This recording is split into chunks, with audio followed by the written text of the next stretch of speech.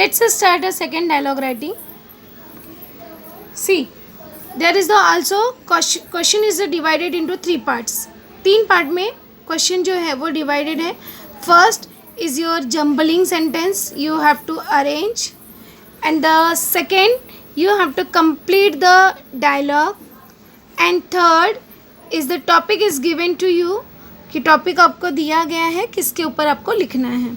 In this way your question dialogue writing questions is divided into 3 parts.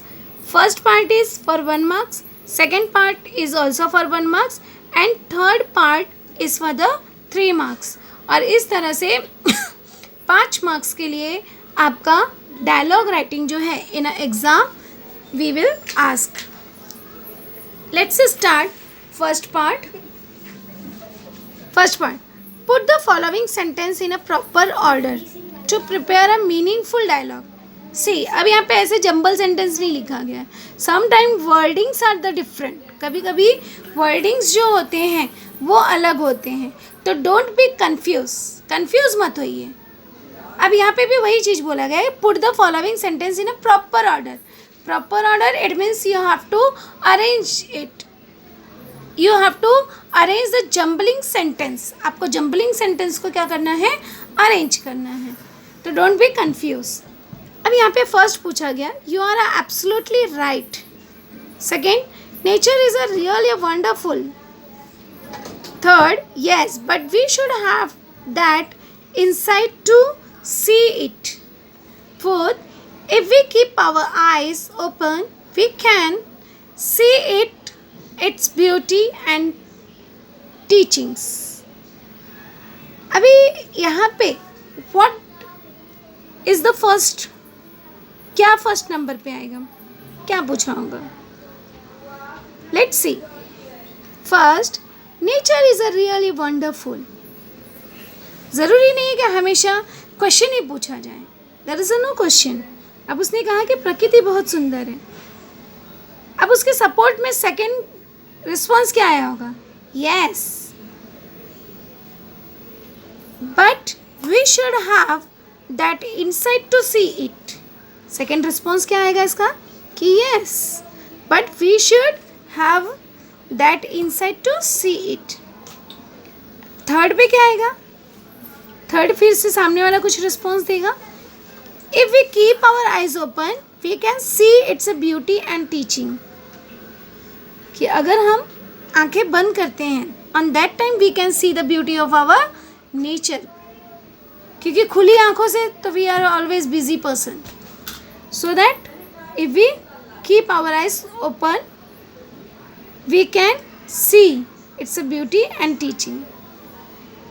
अगर हम ध्यान से देखेंगे तो on that time it's a answer क्या होगा, you are absolutely right. अब उसके सपोर्ट में है तो उसका रिस्पॉन्स देगा you are absolutely right.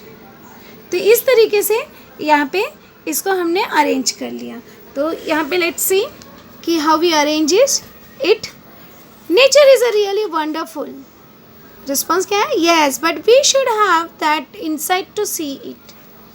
Third, if we keep our eyes open, अगर हम अपनी आंखें खुली रखते हैं we can see it's a beauty and teaching.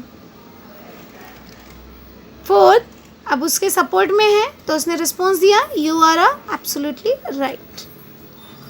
C the second part, how we write our second part. अब यहाँ पे दिया गया है there is the already given the name. If there is the name then you have to write name.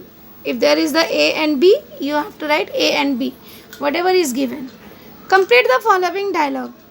अब Ajay he ask do you think nature plays different role in our life. अब it's your yes no type of question. When ever जब भी आपका helping verb से start होता है it means is, am, are, was, were, can, could, may, might, must, do, does, did. तो that is your yes no type of question. और जब yes no type of question पूछता है तो you have to respond only yes or no. उसका response yes या no में देना है.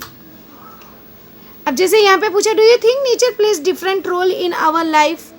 अगर आपको जवाब लगता है कि yes सही में प्रकृति हमारे जीवन में एक रोल प्ले करता है तो you can write yes. If you think so no तो you can write no. Whatever you want. What are the roles of the nature in our life.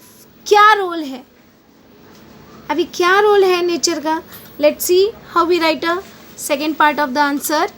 कि अब यहाँ पे देखो, अजय ने पूछा first you have to write do you think nature pledge a different role in our nature. तो he response yes it plays a different roles. कि हाँ यह जो है अलग अलग रोल्स निभाता है. Then again Ajay ask what are the roles of the nature in our life. क्या रोल है नेचर का.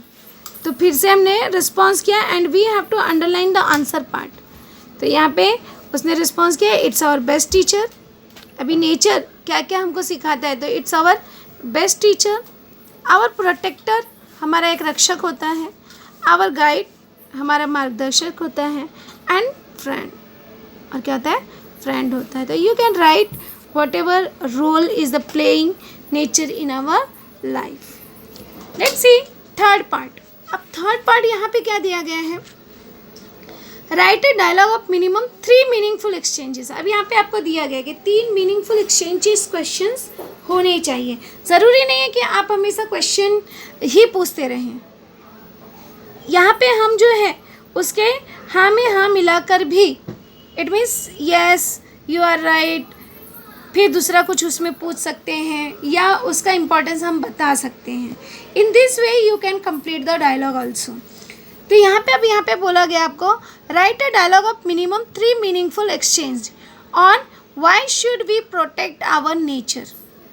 क्यों हमको अपनी प्रकृति को प्रोटेक्ट करना चाहिए, सुरक्षित रखना चाहिए, उसके ऊपर आपको एक्सचेंज करके मीनिंगफुल सेंटेंसेस बना के डायलॉग कंप्लीट करना है.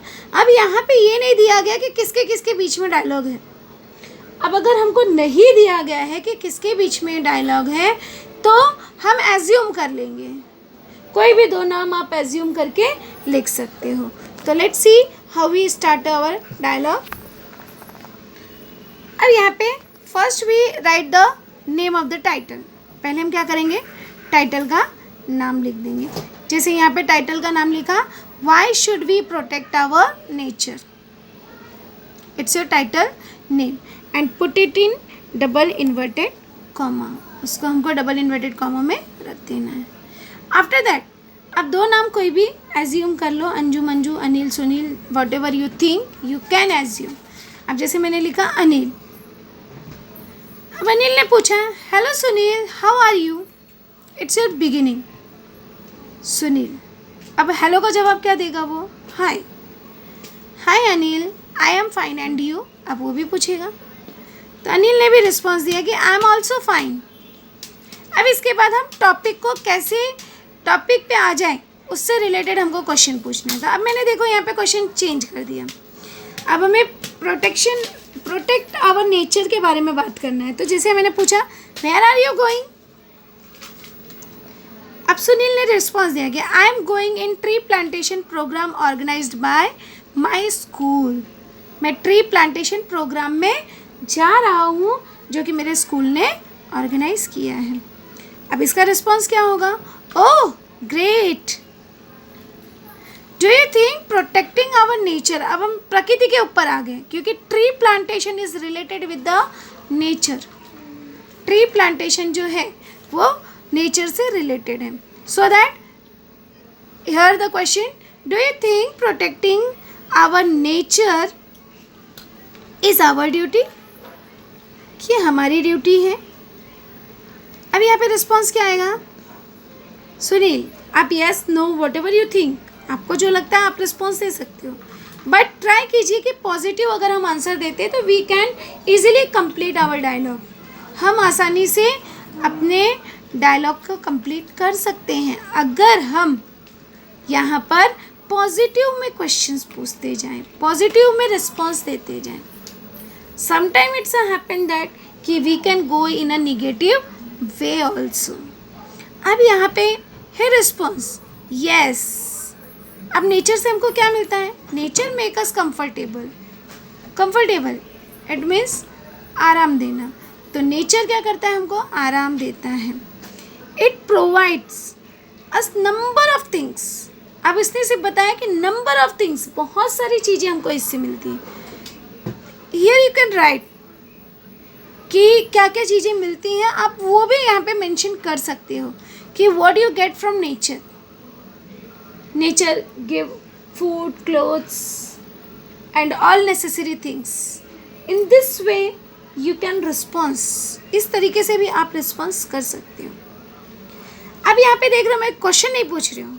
इसने क्या किया, उसने जो कहा उसके में सपोर्टिव आंसर दिया कि yes you are right my dear friend. And अब उसके पास जो नॉलेज है वो भी बता रहा है। And it is a home to many living creatures. Creature मतलब प्राणी, सजीव प्राणियों का, कि बहुत सारे सजीव प्राणियों का यह जो है घर भी है। तो यहाँ पे आप देख रहे हो कि क्वेश्चन नहीं पूछा जा रहा है, बल्कि सपोर्ट में हाँ में हाँ मिलाते हुए आंसर लिखा जा रहा है। अब वो क्या होगा कि जैसे इसने बोल दिया yes it is a home to living creature. अब इससे अगर आप सहमत हो तो आप लिख सकते हो यस ऑफ कोर्स, या जैसे मैंने लिखा एब्सोल्युटली यू आर राइट, कि तुम बिल्कुल ठीक कह रहे हो। या आप ऐसे भी लिख सकते हो कि oh I am agree with you, या I am agree with you. In this way you can response. आप इस तरीके से रिस्पॉन्स दे सकते हो। अब यहाँ पे अनिल जो है अगेन, अब वो क्या कर रहा है, क्वेश्चन नहीं पूछ रहा, देख रहे हो, अब वो बताता जा रहा है कि क्या क्या हमको देता है। Birds, animals, insects and many small creature get protection from it.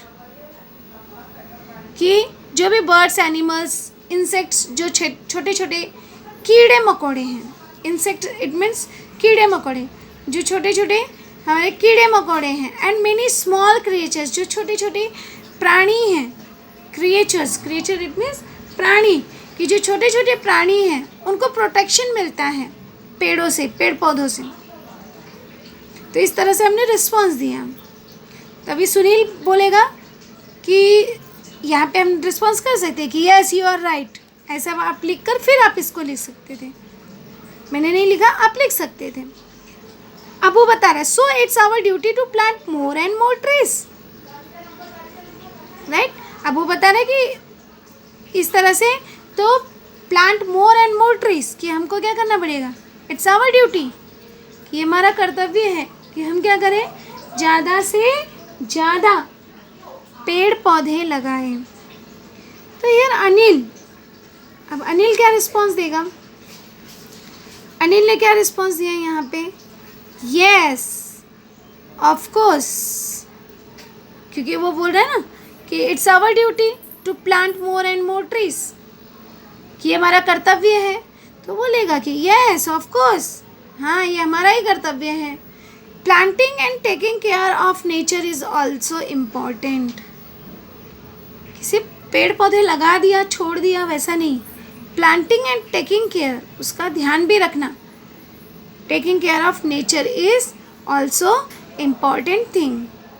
अब सुनील क्या कहेगा, यस कि सही है। तो हमें क्या करना चाहिए, वो अब आगे आगे बता रहा है, क्वेश्चंस नहीं पूछे जा रहे हैं। आप देख रहे हैं कि क्वेश्चन नहीं पूछा जा रहा है, अब वो फिर सपोर्टिव में आंसर दे रहा है, yes so save nature and protect the earth. अब उसने क्या कहा कि नेचर को सेव करो, बचाओ, एंड प्रोटेक्ट द अर्थ, धरती बचाओ, राइट। अगर ये इस बात सही लगी तो उसने क्या कहा, अनिल ने यहाँ पे वेल सेड, कि तुमने बिल्कुल ठीक कहा। अब यहाँ पे वेल सेड के बदले यू कैन राइट कि I am agree with you, absolutely you are right, या यू आर एब्सोल्युटली राइट। देखो शब्दों को ही घुमा घुमा के हम उसका कहाँ कहाँ पर इस्तेमाल कर सकते हैं, यू कैन राइट। फिर बाद में अब वो क्या कहेगा, अपनी इच्छा बताएगा। तो यहाँ पे वो बताएगा कि can I join in this tree plantation programme. तो यहाँ पे सुनील also responds कि yes why not. In this way it's your ending part. So students, in this type we have to complete our dialogue writing in these 3 parts. We have to complete it. Always mind it.